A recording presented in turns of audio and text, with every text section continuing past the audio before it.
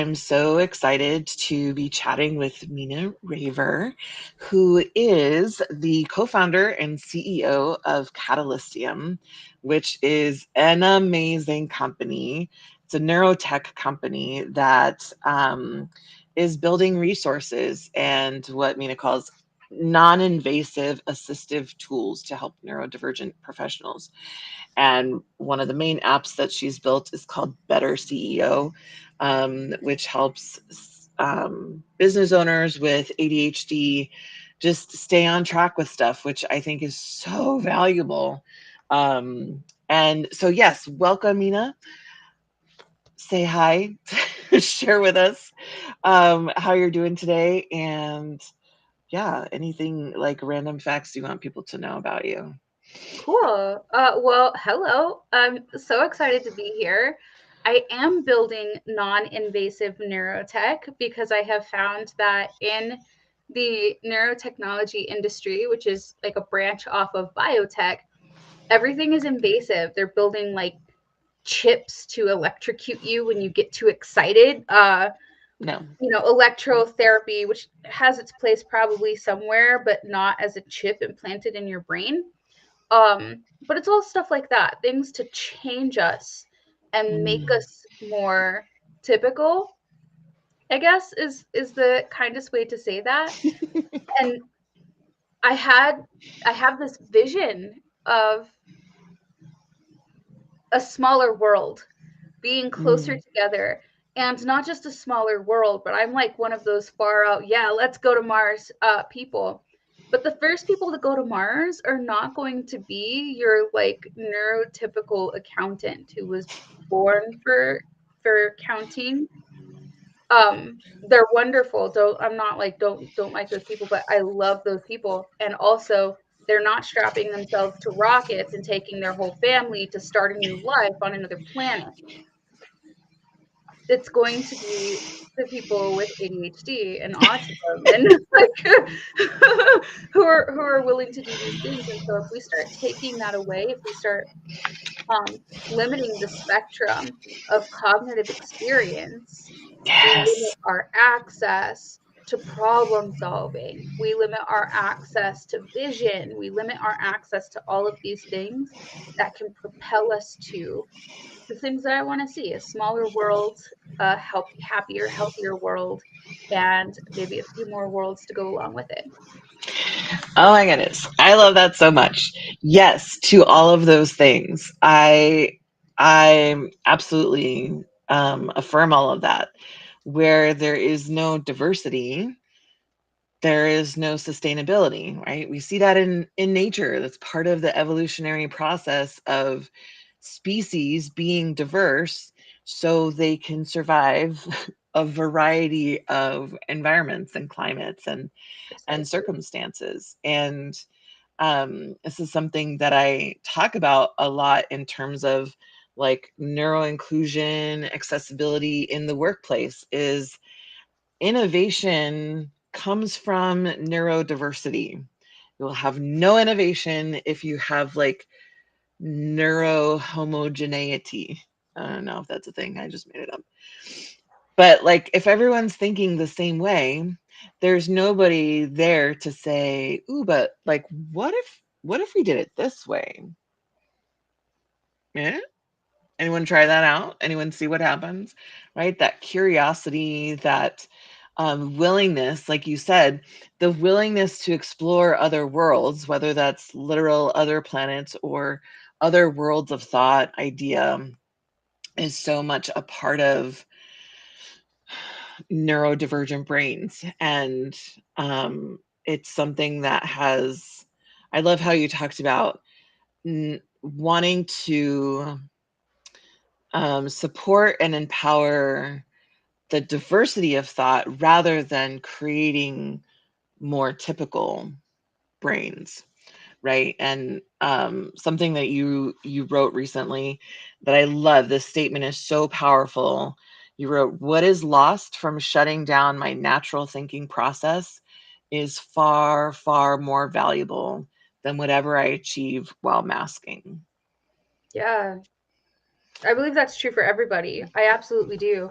One thing that meetings at Catalystium we start or end, or at some point it always comes up, unleash the spectrum, because like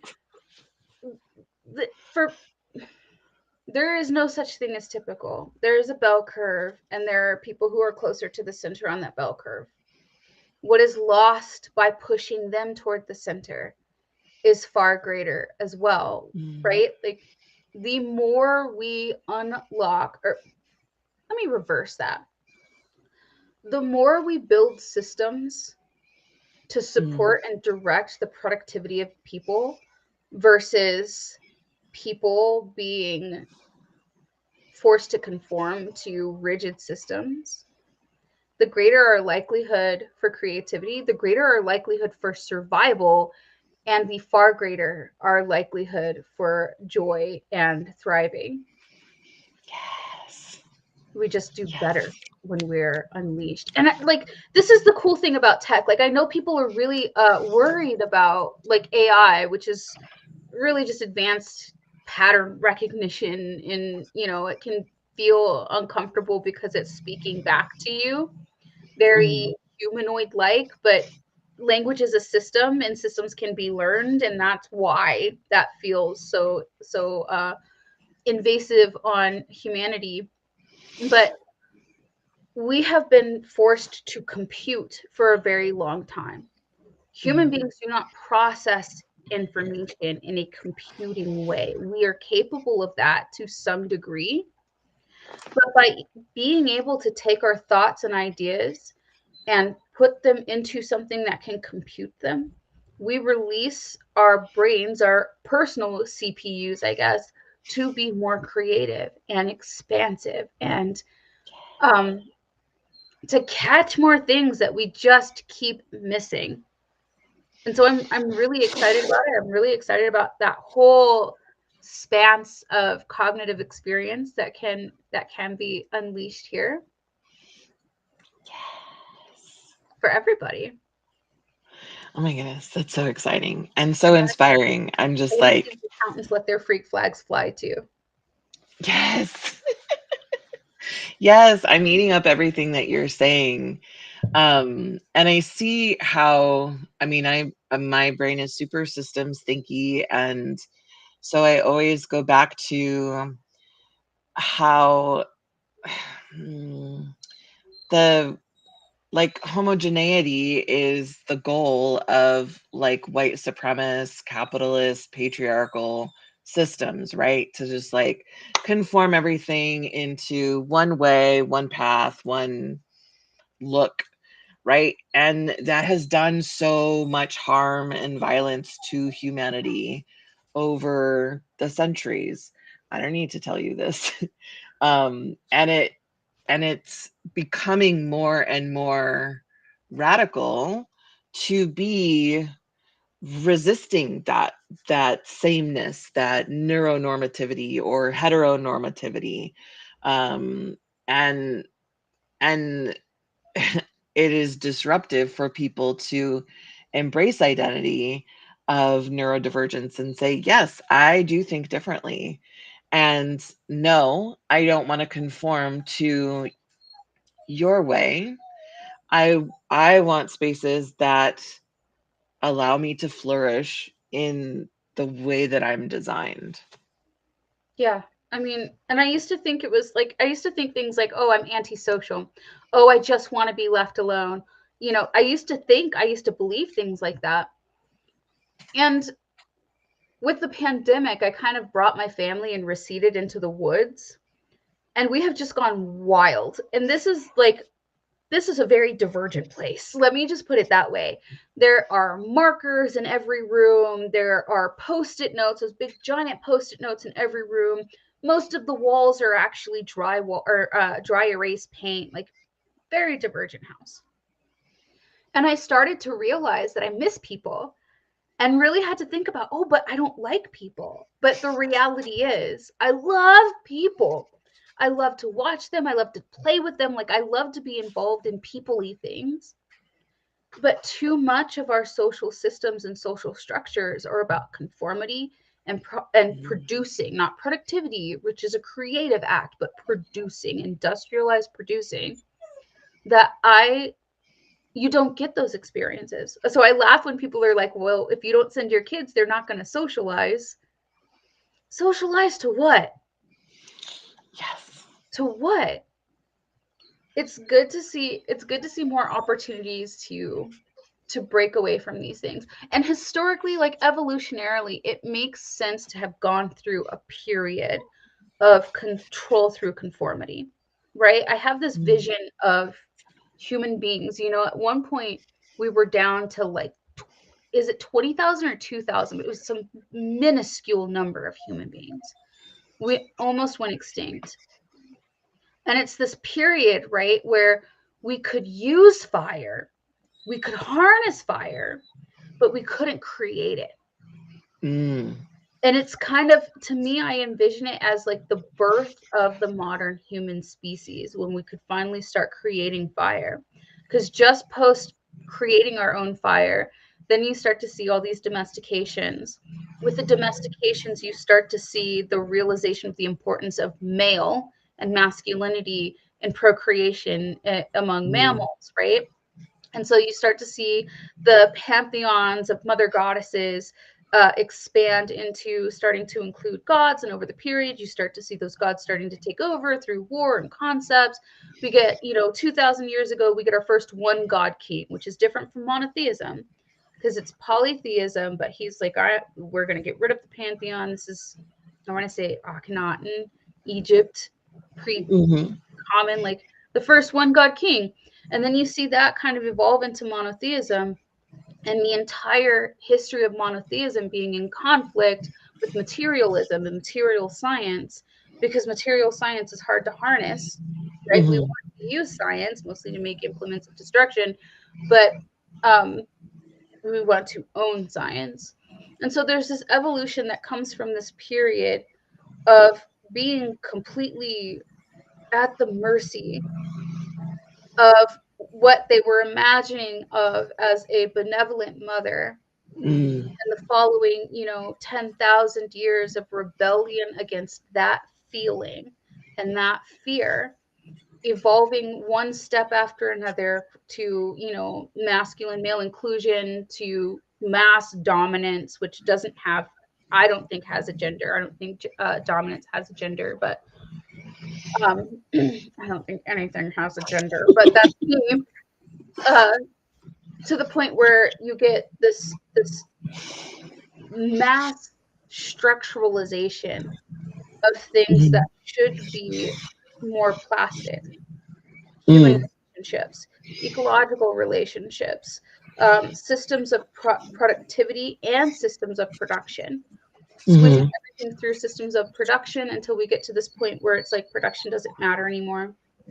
The things that all of us are truly longing for, even those who have mastered the systems of production, can't be productized.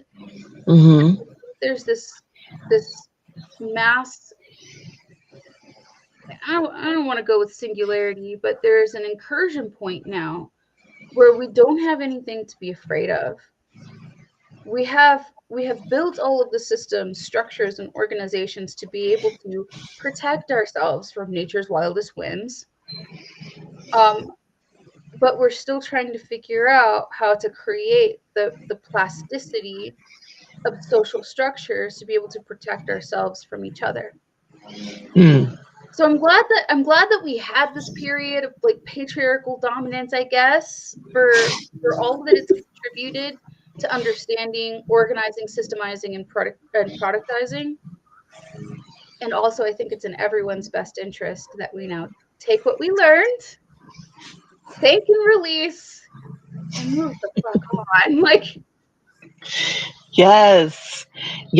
Well, I think just like you said, with your family and your home, there is a need for collective rewilding, because there are elements of wildness that we need to reclaim in order to make it like I don't know, everything tame is not the answer. Yeah. And I don't even know if wild is the right word. Like, I love wild. I live in the woods, but definitely an unleashing. We're Mm, so damn pent up and so early. And like I noticed yes. this with in a conversation with my 11-year-old recently. We're very open conversationally, even though I still blush a lot. But my 11-year-old has gotten to the point in his life where pretty much everything reminds him of boobs. Totally normal. And all I could tell him was, like, this is totally normal. Your body is learning, your body is figuring out one of its jobs faster than your brain can. And so think about that as you're building your relationship with your body. But if it gets uncomfortable, or if it hurts your relationships, makes it hard to have relationships, or if you're just curious, ask one of your grown-ups, ask your mom or dad. But Mm-hmm. in that conversation, like, there was no shame. He wasn't Mm-hmm. awkward. He seriously pointed. This was because of like a flea bite or a mosquito bite or something. Like, this looks like a boob to you, mother. No, honey, but let me tell you why it might look like a boob to you. Yes. But like, I'm like, Yes. if he had been in school, he would Mm-hmm. have been socialized to body shame, Yep. to guilt, to equating boob equal torment girl, Mm-hmm.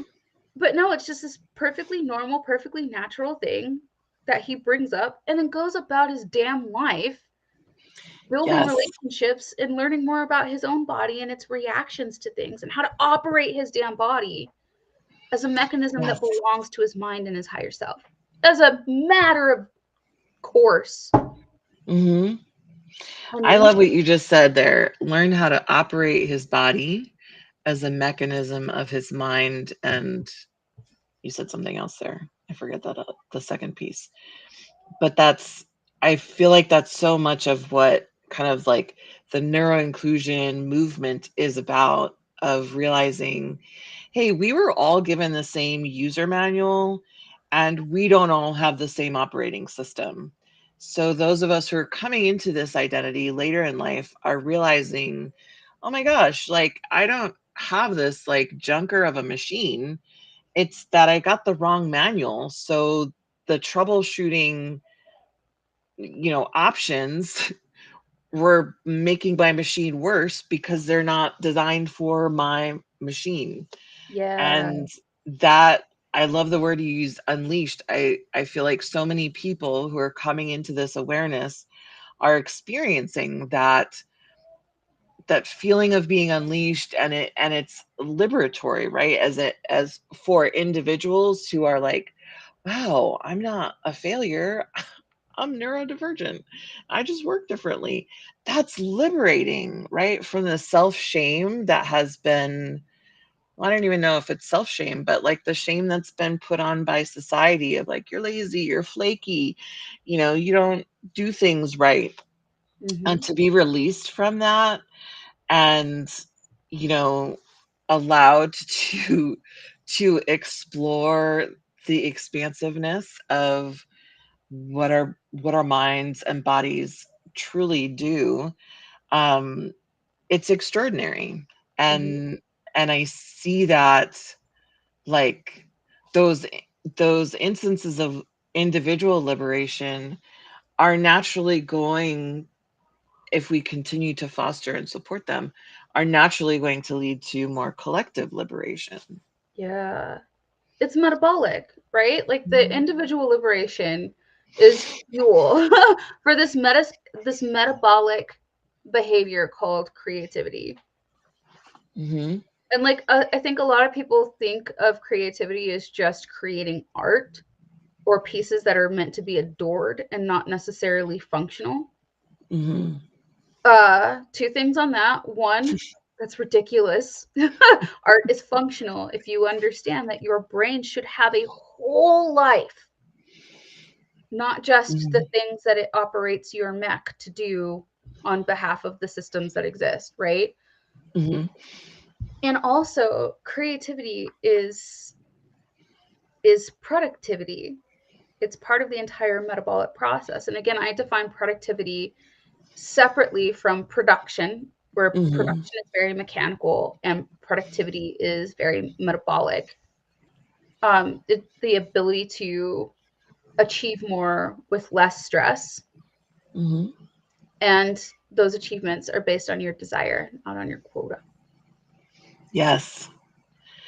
Yeah, I can't tell you how many times I hear people talk about like if they didn't have to have a job to earn money to provide for themselves, the things that they like wistfully long to do are like garden and grow their own produce and make art and music and build relationships. Like there's productivity in those things. People aren't like, I want to go lay in the house and watch football. I've never heard that from somebody who is longing for, being freed from production to like use their whole self. It always has something to do with creativity, with transforming our world, making things better, healing things. And there's a lot to be said for that. That is like left to our own devices, that's where we want to go with Mm-hmm. things. It flies in the face of this societal notion that like everyone's lazy and doesn't want to work. Laziness, that's hilarious. I want to think about that though. Let's look at, there's more than one 32-year-old cis straight male who, left to his own devices, would spend his life watching football. But what could that become? What does it mean when people watch football? My husband, I'm married to a cis straight white male. Don't ask me how. Like, we went and played tennis one time 15 years ago and he just never left, and I'm like, well, since you're here, let's start a family. That's how that happened. But he's a football fanatic, and if you sit and you talk to him, he can tell you about who won like the first 30 Super Bowls, and like who played at the halftime of all of these Super Bowls. And I could almost guarantee that his knowledge of football players is why this man, who was raised in the absolute middle of nowhere in a white family, in a white town, in a white state, found me, my car broken down on the side of the road, and never left me. Mm-hmm. There's, in anything that people create with their bodies, with their minds, with their experiences, someone else is going to pick that up and make something great. Mm. Even if dude goes home and sits and watches football, the Mm-hmm. things that come, the things that happen in his, their, her mind, and the experience of enjoying something like that without the stress of being punished Mm. for it, or Mm. the fear of, of tomorrow's Monday morning, I'll bet you is going to be a hell of a lot better than what comes out of it now. I appreciate you exploring that because you're right. I mean, I don't know. I don't know enough about this, but I know, there's all kinds of football and other sports video games and fantasy leagues, right? Like somebody created those out of a love of engaging with those sports. Yeah. And so I appreciate you kind of not letting me get away with just writing that off. But yeah, it makes me think about like somebody somewhere created Excel to facilitate their crunching of numbers and collecting of data. That was a creative innovation Mm-hmm. to and probably, designed to solve a problem that, solve a problem or make something more efficient, right? And so even things like that, a lot of creative people are like artist people are like, ooh, spreadsheets, like that's overwhelming. That's like number stuff that I don't do. But it's creative in its own right. Mm-hmm. And it makes it easier for people who aren't into numbers to do. I know for me, I went and Catalystium started with the 2K Days project. After I ran for office and, had my third baby and all of these things happen, and I found myself realizing that I had no idea who I was. I was 32 years old. I had no idea who I was. I hated my company. I was running a 6-figure marketing and coaching agency at that time. I love the people, but I hated the company because it didn't mean anything to me. I didn't know what I actually wanted. I have all of these degrees and all of this experience, but I don't want to do institutional things with them. Yes. And so I studied, like, why are we like this? Why are we like this? And it evolved into the 2K Days project, where I figured that if we create solutions and put them on the market where people can use them before they can be destroyed by organizations, institutions, or the harbingers of those formalities, I guess, then we have a better chance of actually making a significant difference in the world. Like, we don't learn this directly, but we look at, the expansion of Europe, and that looks political, but it wasn't. It was economic. We look at civil rights in the US, and it looks political. It looks like marching in Birmingham did it, but it wasn't. It was boycotting the buses that did it. It was the financial cost. Yes. So I started that. That's what I did with my free time. I went to 20 people and said, hey, can you support me while I figure out what to do with this? And they did. And so with the time that I had being lazy, I learned computer science, learned AI, learned brains to a deeper level, and built an app that's changing people's lives, helping people with ADHD be more productive, not production, but productive in their own businesses, in their own ways, recapture their love of themselves. These are things that you wouldn't expect in a productivity app. Recapture their love of themselves, build a stronger relationship with their strengths, recognize their weaknesses as shadows, not pitfalls, and understand that everybody has these problems. There are a million Yes. productivity apps on the market because absolutely everybody has these problems. They don't work for you because they weren't made for you. That's it. That's Yes. Yes. That part right there. They don't work for you because they weren't made for you. I think that is such a, like, when I tell everybody that I tell about BetterCEO app, I'm like, this was made by an actual, like, neurodivergent person who gets it. Like, they're so, it makes such a difference when a tool is designed by someone who's going to use the tool. There are so many things designed by people who never use it, and it makes me like, I'm not a civil engineer, but I can say, like, I feel like the people who designed this roadway system are not ever going to drive on it because it makes no sense whatsoever, right? And so having things designed by the people who need it is essential.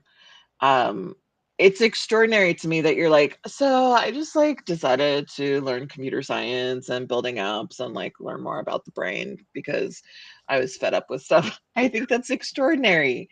And But I it's was part of, ashamed of it all of my life. I was a nerd. I was a dork. I was kept in the gifted and talented classroom away from my peers. Didn't get to go to recess because, I had to practice for a knowledge bowl. And despite being a star in knowledge bowl and no offers to go, into college, constantly punished for being rebellious and needing to know why. Like, wait a minute, you want me to be interested to know in why these functions work. You want me to be interested in calculus, and I am, but you don't want me to be interested in the the basics of your authority over me. Like, yeah. those don't work. I ended up dropping out in high school. Hmm.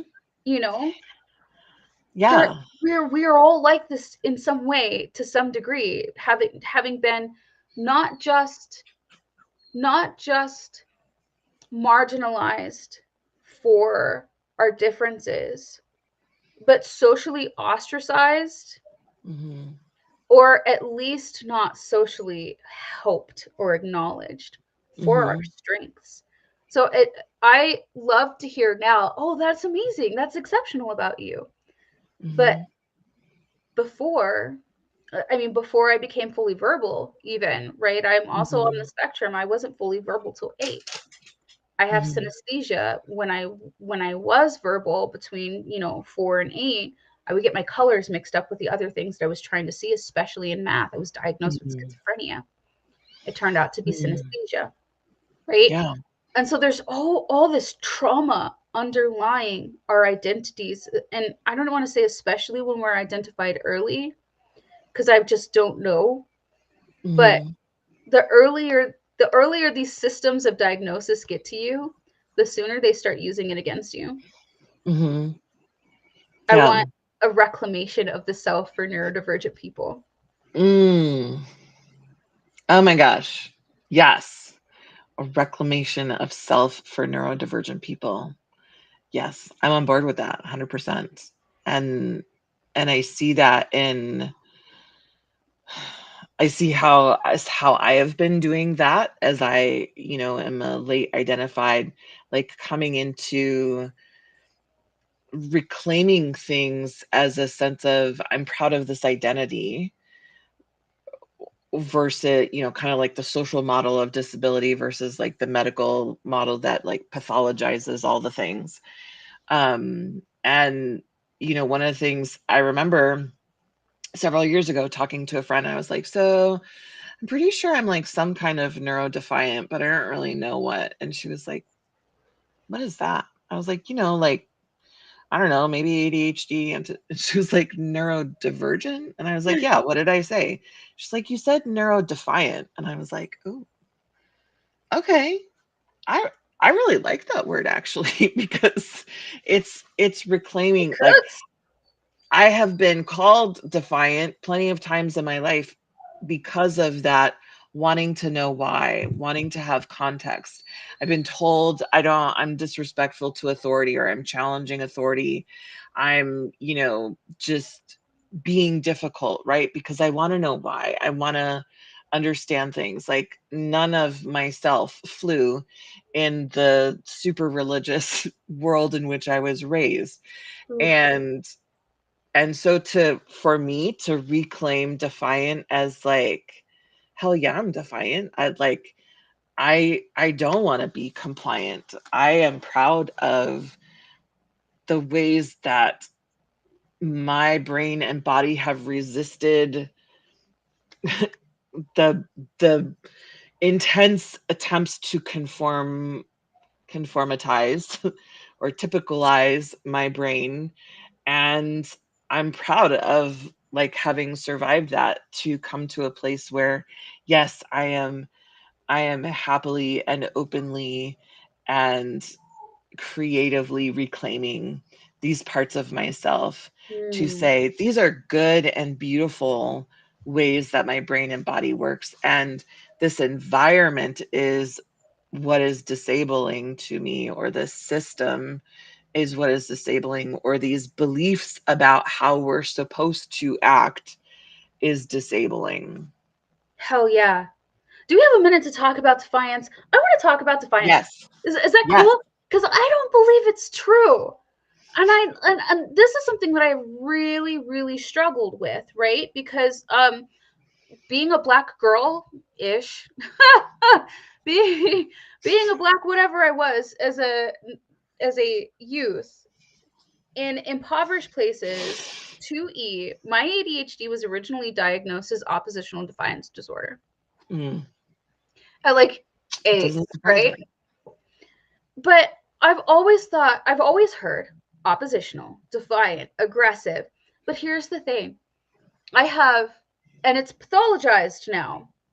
Like most people with ADHD or on the spectrum, I have a very high sense of justice. Hmm. I do not do unjust things. I do not Hmm. tolerate injustice, right? So if I'm Hmm. defiant, what are you doing? Am I defiant or are you Hmm. unjust? Am Yes. I defiant Or are you trying to get in my space? Because I'm just doing the things that I think that people should do. If we can Mm-hmm. agree, if we can agree on do not kill, do not steal, that goes for people's time too, capitalism. That goes for the means of production, my dudes. Mm-hmm. If we can agree on those things, you will not hear a peep out of me. I will be somewhere creating something. So Mm-hmm. are we defiant, or are we upholding what we deserve, what all of us deserve? Are we upholding justice Yes. and they are defiant, or worse, they are aggressive? Mm-hmm. These systems are aggressive. They are built to Yes. get things out of us that are not good or just, or dare I say righteous. Mm-hmm. I can use that word. Yes. I don't want us to think of ourselves as aggressive. I don't want us to think of ourselves as defiant. We're fucking right. We're right. Mm-hmm. I love that. And it makes me think of the conversation that people have around, do we use the word neurodivergent because it implies there is the path and we are diverging. And when I talk about that, I talk about like, well, if the path is neuronormativity and that's associated with like white supremacy, hell yeah, I want to diverge from that path. I don't want to participate in that. I Mm-hmm. don't I don't want to conform to that. And so I think as you're talking, I see the defiance as defying the systems, defying what has become normalized and socially acceptable, Yeah. right? Like yesterday in my business group facilitating space with neurodivergent business owners, we're talking about how are we disrupting and deconstructing this notion of professional, what looks professional, what is professional. And as we're navigating unmasking ourselves as neurodivergent folks and doing more to meet our own needs, to accommodate our our differences and show up in the ways that we need to, which sometimes looks like, hey, I'm not feeling like having my camera on today, or hey, I like stuttered and stumbled over these words, and my community is not going to think less of me or suddenly like disbelieve in my credibility as a professional, which are things that are happening Mm-hmm. in mainstream. That one stumble, one mistake, one, I'm not sure that I understand where you're going with this, and the Can I entire take a minute person, to think? right? It's like the worst thing you can do. Like, really, can I take a minute to think? Right? And then it's just like wholesale, like, okay, you're incapable, you're unprofessional, all these things. So, yeah, I'm a big fan of like, let's rebel against that and claim what has been told to us as a negative of like rebellious, defiant, these things, but reclaim them as in, yeah, like everyone should be rebelling against this because this like these systems of oppression are harming everyone. Nobody's getting out unscathed. Mm-mm, Excuse me.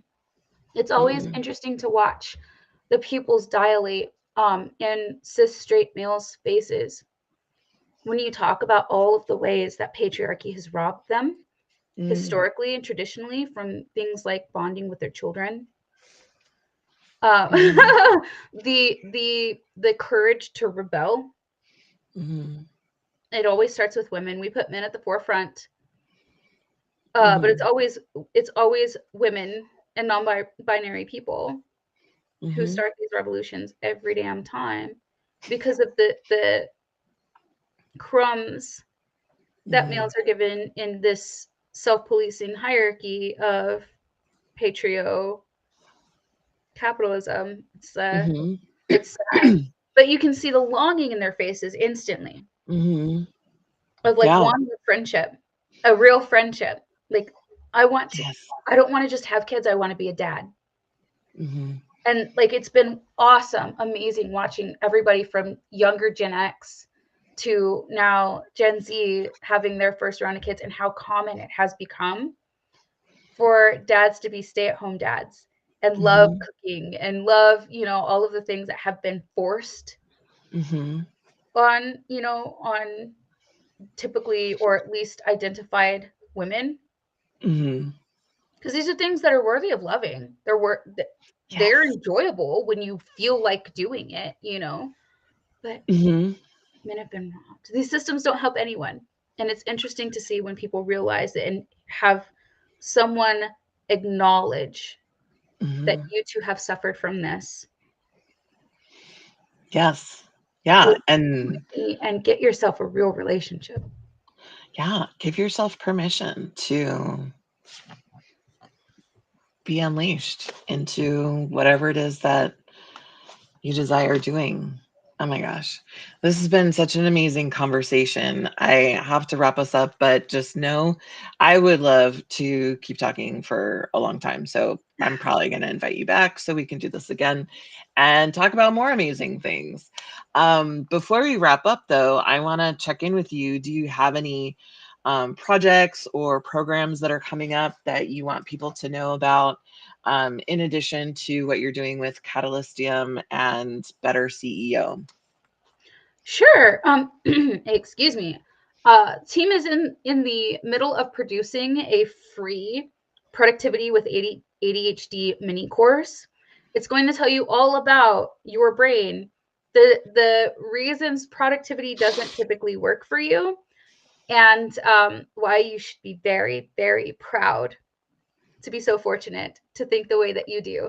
So if you go over to Amazing. betterceo.app, that's where we put pretty much everything. You can sign up for the email list, and I always send out good things. That's amazing. And Catalystium is a program too, right? Like I think it let me know if I've got this wrong, but I think when I've looked at it, it's about connecting like neurodivergent providers with people who are looking to like work with other neurodivergent people. Yeah, you're giving out some sneak peeky things. Okay, so Oh, I'm sorry.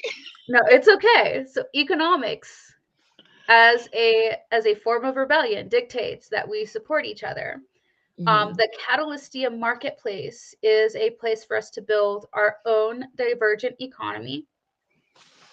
Um, it's growing into, and we are working on figuring out ways to in kind trade each other's businesses into success in the early stages and give even larger corporations an opportunity to hire indie first and the trainings that they need to actually be able to Mm. support neurodivergent professionals Yes. That part.